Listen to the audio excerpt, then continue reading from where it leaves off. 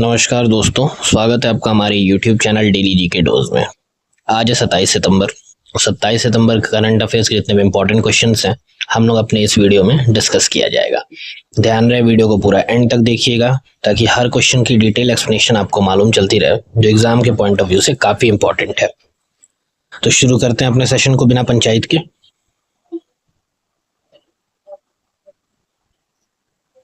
पहला क्वेश्चन, हाल ही में किस भारतीय पुरुष क्रिकेटर ने पहली बार बिग बैश लीग यानी कि BBL से करार किया है?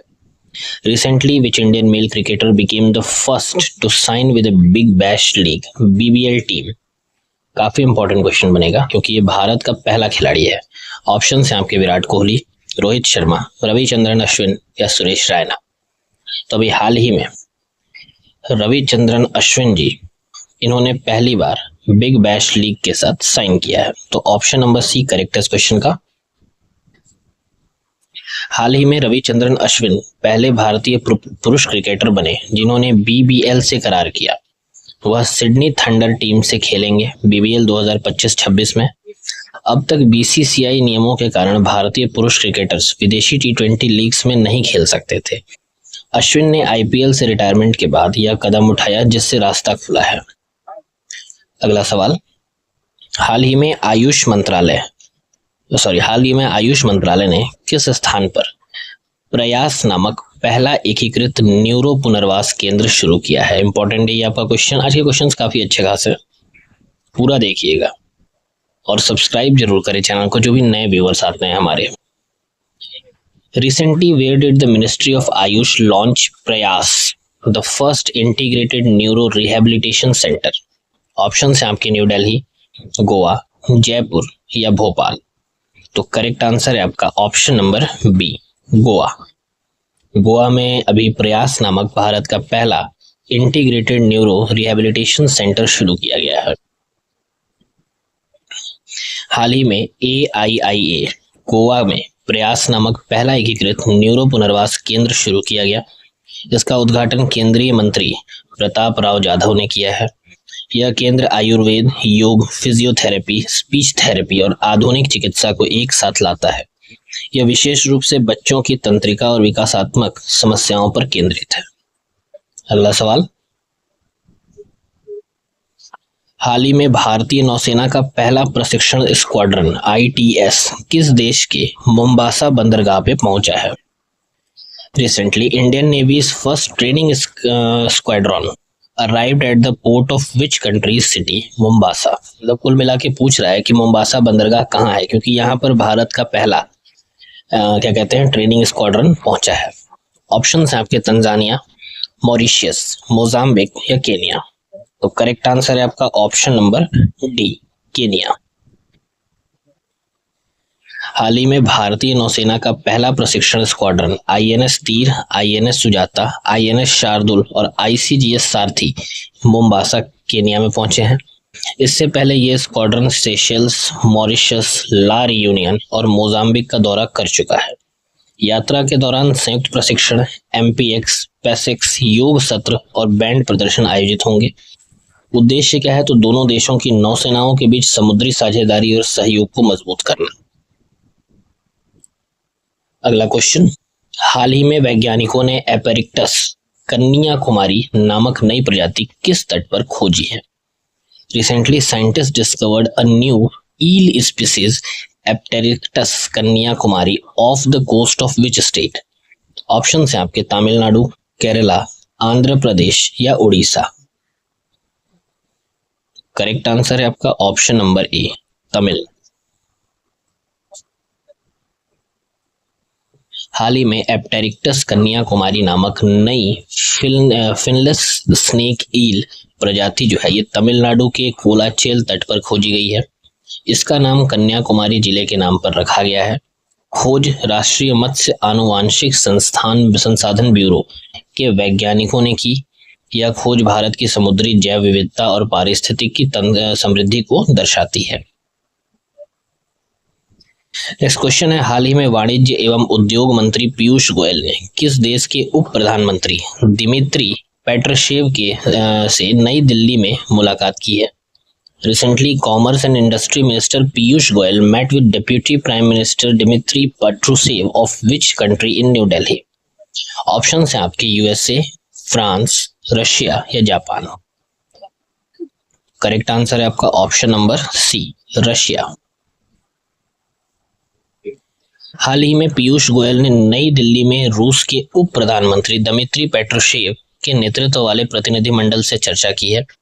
चर्चा का उद्देश्य भारत रूस साझेदारी को गहरा करना था। दोनों देशों ने व्यापार, सेवाओं और औद्योगिक सहयोग में नए अवसर तलाशने पर जोर दिया। यह मुलाकात रणनीतिक संबंधों को और मजबूत करने की दिशा में एक महत्वपूर्ण कदम है। अगला सवाल, हाल ही में रूस ने 2030 तक किस प्रकार की दुनिया की पहली परमाणु ऊर्जा प्रणाली शुरू करने की घोषणा की है? इंपॉर्टेंट क्वेश्चन है। Recently, Russia announced it will launch the world's first nuclear power station system of which type by 2030?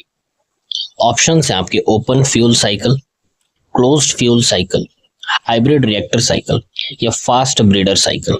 तो अभी हाल ही में रूस ने 2030 तक क्लोज्ड फ्यूल साइकिल इस प्रकार की दुनिया की पहली परमाणु ऊर्जा प्रणाली शुरू करने की घोषणा की है। तो ऑप्शन नंबर बी करेक्ट है यहाँ पे। हाल ही में रूस के राष्ट्रपति व्लादिमीर पुतिन ने 2030 तक दुनिया की पहली क्लोज्ड फ्यूल साइकिल वाली परमाणु ऊर्जा प्रणाली शुरू करने की घोषणा की है। ये प्रणाली जो है उपयोग किए गए ईंधन का 95% तक पुनः उपयोग कर सकेगी। इसका निर्माण टोम्स्क क्षेत्र में किया जाएगा और परीक्षण हेतु उल्यानोवस्क में नया शोध केंद्र बनेगा। उद्देश्य है रेडियोधर्मी कचरे को कम करना, यूरेनियम की मांग घटाना और स्वच्छ ऊर्जा को बढ़ावा देना। नेक्स्ट क्वेश्चन है, हाल ही में उत्तर प्रदेश के मुख्यमंत्री योगी आदित्यनाथ जी ने कितने छात्रों को छात्रवृत्ति वितरित करने की घोषणा की है? Recently, Uttar Pradesh CM Yogi Adityanath announced the distribution of scholarships to how many students across the state? Options हैं आपके 4 लाख, 5 लाख, 6 लाख या 8 लाख। तो अभी हाल ही में उत्तर प्रदेश के मुख्यमंत्री योगी आदित्यनाथ जी ने 4 लाख छात्रों को छात्रवृत्ति वितरित करने की घोषणा की है। तो ऑप्शन ए करेक्ट है। ये देख चुके हैं हम लोग। वर्ष 2025-26 में अब तक 2825 करोड़ रुपए की छात्रवृत्ति वितरित की गई। 2017 से 2025 के बीच विभिन्न योजनाओं से 2 करोड़ से अधिक छात्रों को लाभ मिला। उद्देश्य क्या है? तो हर बच्चे को गुणवत्तापूर्ण शिक्षा और समान पहुंच सुनिश्चित हो। नेक्स्ट क्वेश्चन है, हाल ही में भारत का पहला AI आधारित एकीकृत कमांड एंड कंट्रोल सेंटर यानी कि ICCC integrated command and control centre किस स्थान पर शुरू किया गया है? Recently where was India's first AI based integrated command and control centre ICCC launch? Option है आपके वाराणसी, शिरडी, पुरी या तिरुमला। तो भारत का पहला AI आधारित इंटीग्रेटेड एकीकृत कमांड एंड कंट्रोल सेंटर जो है ना, वो आपका तिरुमाला में शुरू किया गया है। तो ऑप्शन नंबर डी करेक्ट है इस क्वेश्चन का।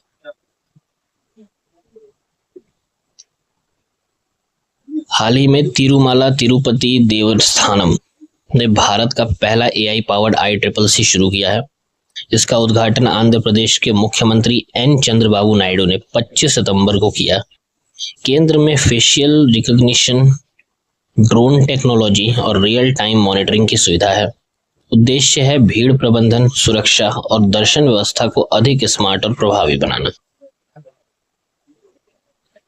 अगला सवाल, हाल ही में भारत ने किस संस्थान को संयुक्त राष्ट्र का AI सेंटर ऑफ एक्सीलेंस नामित किया है? ये भी इंपॉर्टेंट क्वेश्चन है आपके लिए। Recently India nominated which institute as UN AI centre of excellence? Option है आपके IIT Delhi, IIT Bombay, IIT Madras या IIT कानपुर। तो भी हाल ही में भारत ने IIT मद्रास को संयुक्त राष्ट्र का AI सेंटर ऑफ एक्सीलेंस नामित किया है। सॉरी, तो ऑप्शन नंबर सी करेक्ट है इस क्वेश्चन का। हाल ही में भारत ने आईआईटी मद्रास को यूएन यानी United Nation artificial intelligence centre of excellence के लिए नामित किया। ये पहला MeitY ministry of electronics and IT द्वारा की गई और न्यूयॉर्क में यूएन इवेंट में घोषित की गई है। उद्देश्य है वैश्विक एआई कौशल और क्षमता निर्माण, विशेषकर ग्लोबल साउथ देशों में। ये कदम भारत की एआई नेतृत्व क्षमता और डिजिटल समावेशन को बढ़ावा देता है।